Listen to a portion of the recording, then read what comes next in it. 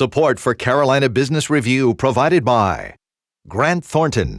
Operating in more than 100 countries, our tax, audit, and advisory professionals specialize in helping companies unlock their growth potential. Blue Cross and Blue Shield of South Carolina, where healthcare is changing for the better. Find out how at ahealthysc.tv. And by Sunoco, a global manufacturer of consumer and industrial packaging products and provider of packaging services, with more than 300 operations in 35 countries. Well, with the North and South Carolina General Assembly's regular sessions complete and most of the public policy heavy lifting done for 2013, the dust of that policy begins to settle, and the business of moving forward now is at hand.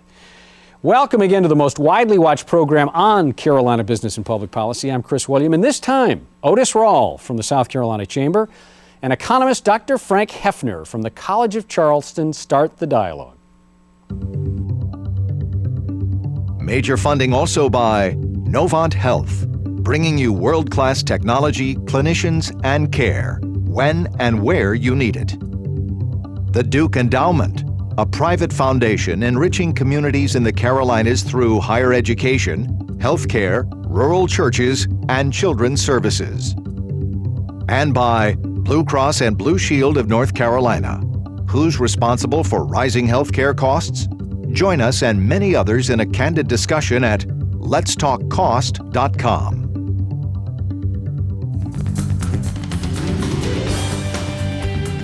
This edition of Carolina Business Review was recorded August 2nd, 2013. On this week's program, Dr. Frank Hefner of the College of Charleston, Otis Rawl of the South Carolina Chamber of Commerce.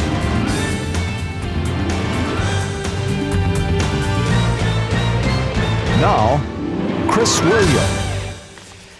Hello, welcome to our program. Happy summer. Otis, good to have you here. Welcome back. Well, Chris, glad to be back. Thank you.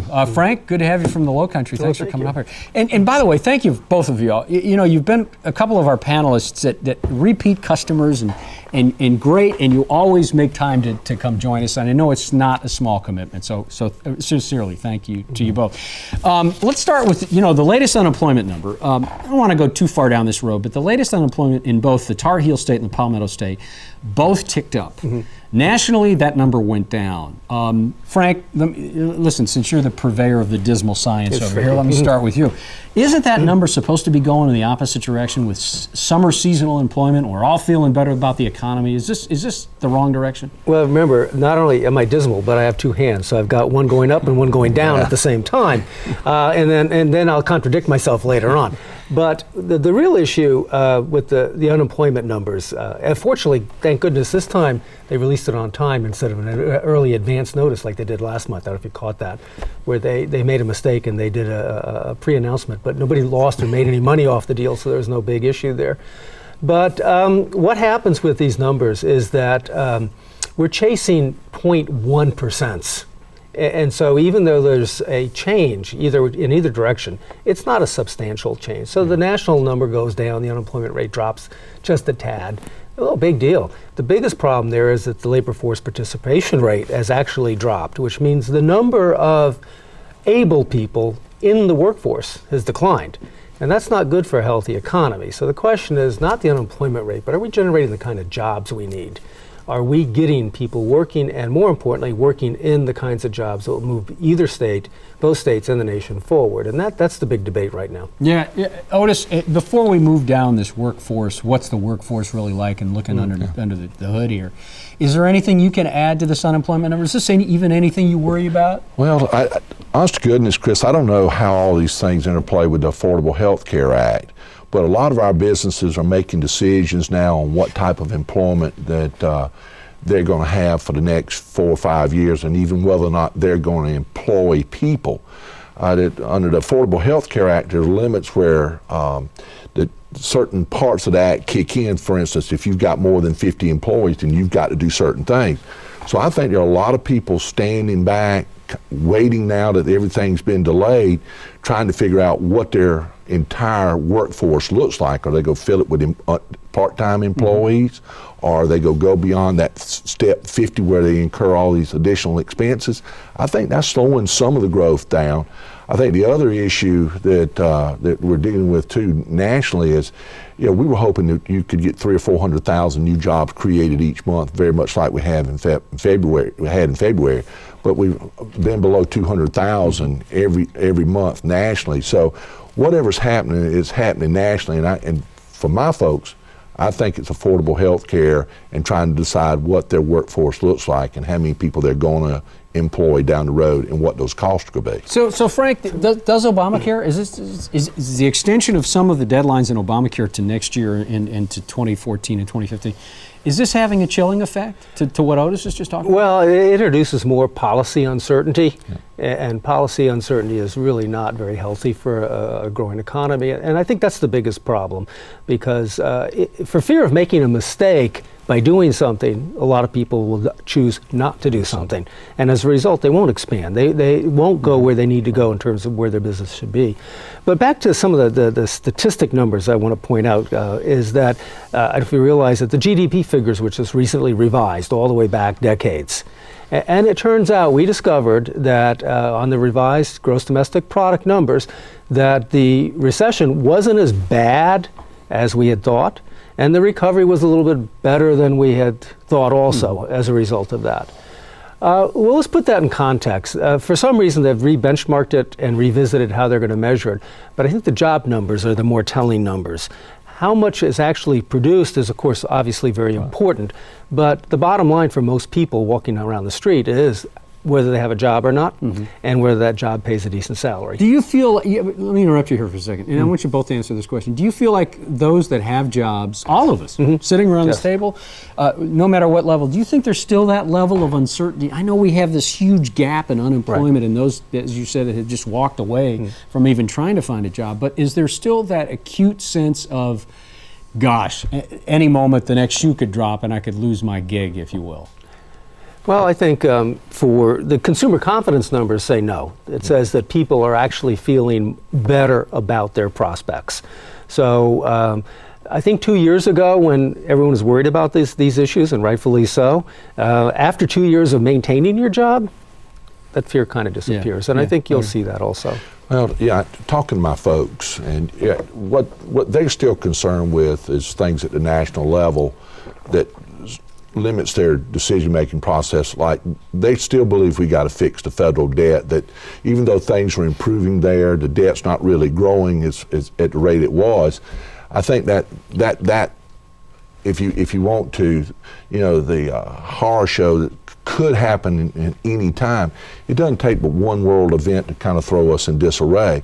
Even though we're seeing a bunch of international companies invest in the U.S. and particularly in South Carolina because of what happened with the euro, I think domestic corporations are still waiting to see, and that uncertainty is causing them to not invest, not expand, and subsequently not create the jobs that we would anticipate having come out of a recession and we should be growing more than 2% GDP. For us to really be pretty good, we probably need to be 2.5, 2.3 to 2.5 to really be considered to be successful, and we're not growing at that rate. And I think it's because of the uncertainty at the federal level on policy issues, whether it's labor issues, regulatory issues, employment issues, debt issues. All those things are just looming out there for the business community. One of the issues that comes up a lot is workforce development. I mean, to the point where you say it and it becomes innocuous with so many different issues.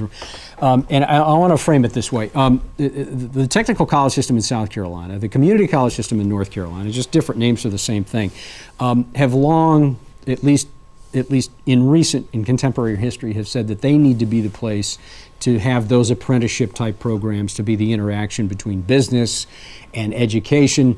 In South Carolina, and we had the president of the South Carolina Technical College System, Daryl Stott, on this program not long ago, and he even talked about it. But when you look at particular schools in South Carolina, and I'm going to call them out. One is Horry Georgetown Tech, and one is Midlands Tech.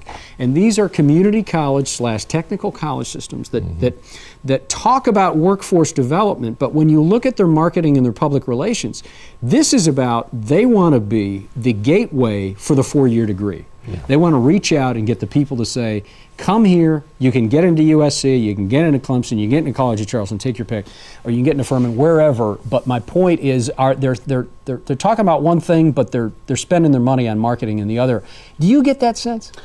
Well, the answer to that is yes, Chris, because some of our manufacturers and business people are talking about whether or not the technical colleges are training people to do what needs to be done for the jobs that will be created. I think we helped that a little bit this year with a piece of legislation we passed in South Carolina with manufacturing skills certification. I think that's probably where you're hearing the most of it is out of the manufacturing community with advanced skills and certification.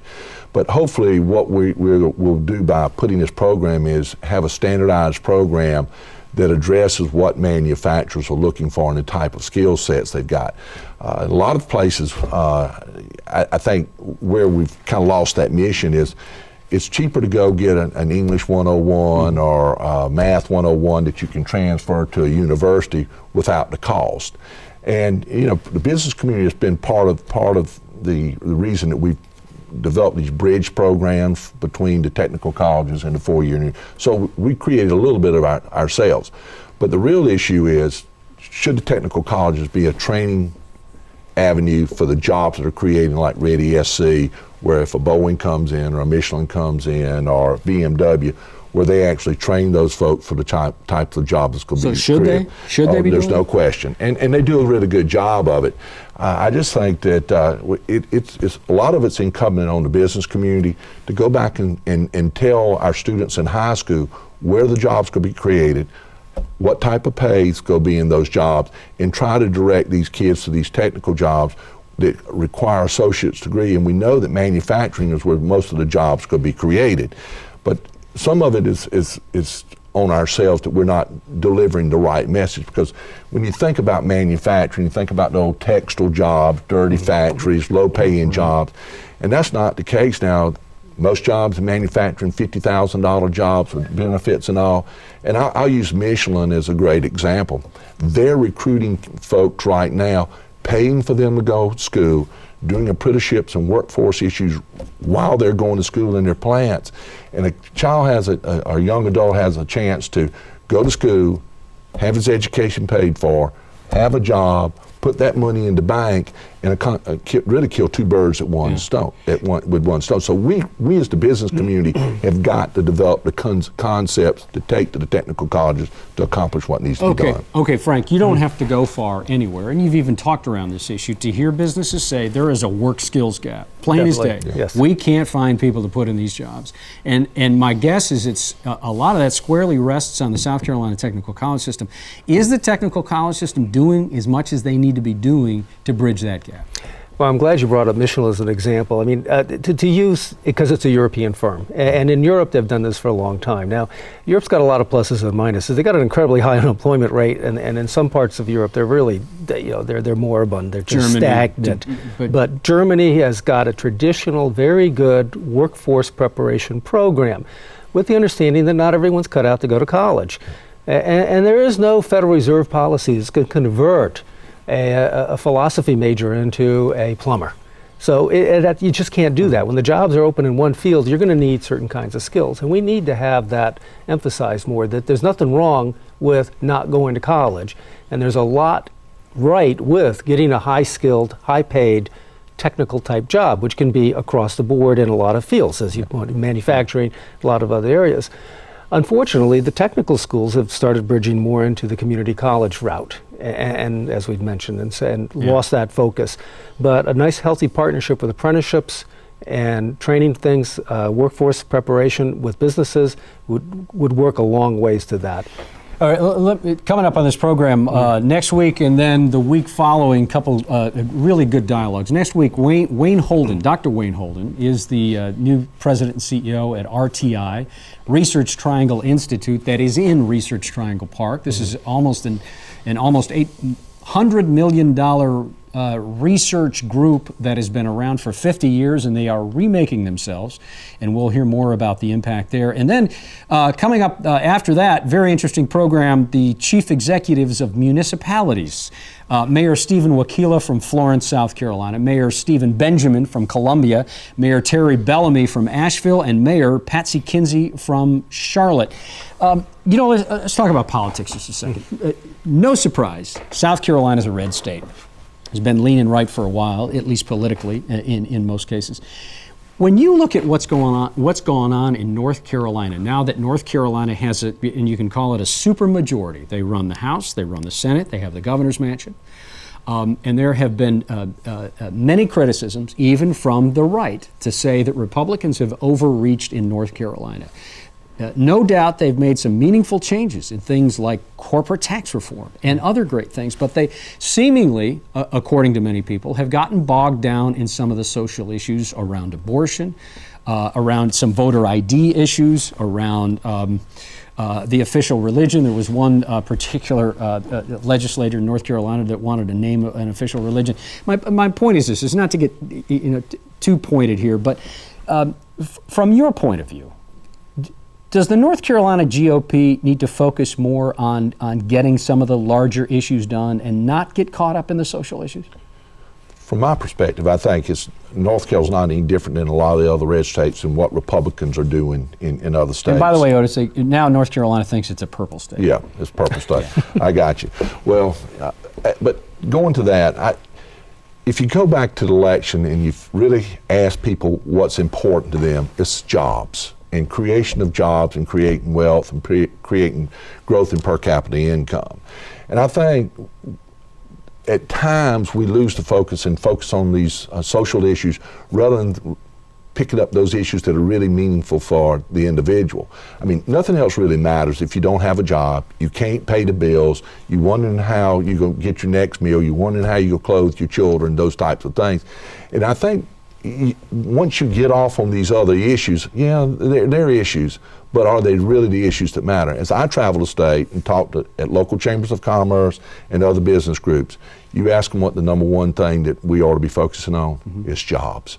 Forget about voter ID, forget about nullification, forget about we know how successful that has been in the past. Right. These things that take up time but really add no value to the bottom line of the businesses, the state, or the taxpayers of the state. So I think we get misguided a little bit and need to focus on those things that create wealth for our citizens. Yeah, Frank, Well, it's hard to rally around the flag on something as mundane as a corporate tax rate. Yeah. I mean, when's the last time you saw protesters walking up and down the street arguing that the corporate tax rate was too high or not? But I'm sorry to interrupt you, but let me make this point. In South Carolina, the contention for a long time was to get that Confederate flag off the top of the State House. Right. Some people said, heck no. Other people said, absolutely. Right. And what kind of, sort of, and I'm not even doing it justice, what happened in South Carolina is it did move, but it wasn't really the General Assembly. It wasn't the State House. It was business groups that handled that part when the politics of politics and the politics of policy making was really where they were focused, and I think handled that part well. So should some of the social issues, and I'm not a proponent for or against it, but it seems like the North Carolina GOP have hurt their brand when they clearly still can be in the middle of bringing people together and not pushing people apart, not being so divisive. Right. Well, I think there's a lot of politicians who make a career out of being divisive, and that gets them elected apparently, and that's what sells their particular viewpoints and their brand. And it's easy to get people marching in those kinds of issues. As I said, arguing between a 7% versus a 5% corporate tax rate is not very emotionally appealing to most people. It might be the most important issue, though. Arguing whether the United States, for example, corporate tax rate, we're one of the few countries that taxes its citizens, not regardless of where they're located. So we don't have a territorial corporate tax. If you're an American and you're living in Finland, by gosh, you're paying American taxes. If you're Finnish living in the United States, you do not pay Finnish taxes. So we have those kind of issues. And so those kind of unlocking those problems could do vastly more to solving everything else. And we have a languishing economy. We've got jobs that need to be dealt with. We've got infrastructure issues. We've got some pretty big things that are going to determine what our quality of life is going to look like for the next 20 years. You know, Otis, it seems like Governor Haley in South Carolina has made a shift more toward the center on education. She, and I know you know this well, and that's why I'm asking you this, seems like she is leaning toward some type of education reform or modification in existing. Is this a shift to the center? Is this could be this a meaningful change in South Carolina? Well, I think so. She was at our office meeting with some of our business leaders talking about education this week. And I think the one issue that we lose sight of is she went back to her home community where she grew up. And she went into Bamberg schools, and they didn't even have a projector to be able to show the video that she wanted to show of what she wanted to talk about and how she was moving South Carolina forward. And I think the debate in South Carolina is going to be around a couple things. It's not going to be reforming, it's going to be transforming education in South Carolina. And the way we do that is we got to look at how the delivery system that we use to deliver education. I mean, when you and I and Frank came here, it was a pencil and a piece of paper. Kids want to learn off of iPads and off their iPhones, and that's how you got to deliver the message. But the other thing is it goes to competency. Why do we have a kid that's mastered a subject? Why do we make him sit in a seat 180 days when he could be doing or she could be doing something else down the road? I think the other thing when we're talking about transforming education is we got to go back and address the issues of inequality in our school system on how we fund public education. The business community would like to see all those dollars come to the state, divvy it out on a per capita basis, and wherever a kid goes and moves from district to district, he pulls those dollars with him. And you have a chance where you're not paying $17,000 in Fairfield County for a kid to go to school or $6,000 in Marion County. Every kid's got the same chance to have the same number of dollars spent in him in their community. And I think you can see that. You can see how the delivery system changed. You can see the funding mechanism change.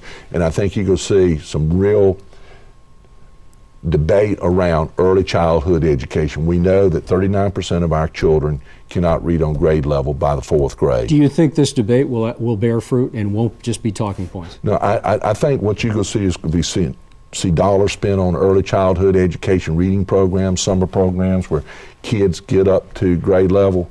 They were already talking about not socially promoting kids until they attain a certain level. I mean, the worst thing you can do is take a kid that can't read on the 1st grade level and put them into 2nd grade. All they do is fall farther behind. So we've got to get those 39% on reading level by 4th grade. And let me interrupt you because we're going to run out of time. Frank, do you think you think that's lost on anyone? Let me go back to the example that Otis just talked about, that the governor went into her school in Bamberg, South Carolina, and noticed that they didn't have the basic resources that they needed. Here is an example of somebody at the top of the house in an organization that got close to the customer and realized, well, wait a minute, we're not doing what we're supposed to be doing. You think that'll be lost on many people? I mean, that's what CEOs kind of talk about doing, is getting down into the trenches to see what needs to get done. It'd be good if more people did that. I think participation in the schools would help out a lot. I mean, where parents are actively involved in schools and see what's happening, I think you get better results, you get better lobbying. Where parents and the community basically feel as if the school is supposed to do its job independent of our input, and then we don't like the output, that's kind of abdicating your responsibility. So I agree. I mean, I think more people need to get involved. Maybe everyone in the General Assembly ought to put a couple of days in a public school somewhere. You think you can get that one through there? Well, I will tell you, you'd be surprised at the number of people that are engaged. And, the companies that I use, BMW and Michelin and Colonial, they're giving their employees, 2 hours a day to go in and help kids learn how to read. Right. And you're seeing some pretty advanced increases in the ability of these kids to be able to read in some schools as much as 150% in 1 year. So, I mean, that's pretty... That's pretty revealing. 30 seconds left, specific to Charleston. George Benson from the College of Charleston has announced he's stepping down. Ray Greenberg is leaving MUSC, which surprised many people. Yes. Is that going to be a vacuum of leadership in the community in the Lowcountry? Well, hopefully not, because education is such a very important part of our economy. It's not just important in general, but it is a job generator in the Charleston area with the size of the schools we're talking about. I think, yes, it's going to be a vacuum, but I think there are a lot of qualified people who would like to step into those positions because of the nature of the institutions, of their quality. So more than likely, we'll find very qualified replacements. Yeah, no short list of good candidates. Correct, Okay. yes. Thank you. Frank, thanks for being on the Thank program again. Otis, always nice to have you here. Thank you. Chris, thank you. Great insight. Thank you for joining us. If you have any comments, please go to our website, carolinabusinessreview.com, and join in the dialogue. Until next week, I'm Chris William. Good night.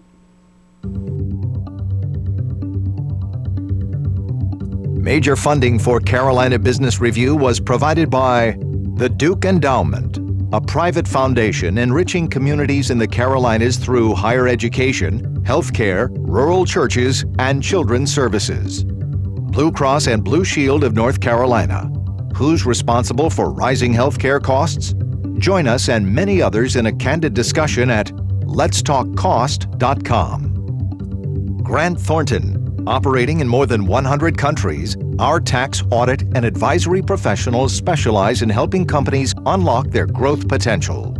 Novant Health, bringing you world-class technology, clinicians, and care when and where you need it. Sunoco, a global manufacturer of consumer and industrial packaging products and provider of packaging services, with more than 300 operations in 35 countries. Blue Cross and Blue Shield of South Carolina, where healthcare is changing for the better. Find out how at ahealthysc.tv. And by viewers like you. Thank you. Promotional consideration provided by Business North Carolina Magazine. For more information, visit carolinabusinessreview.com.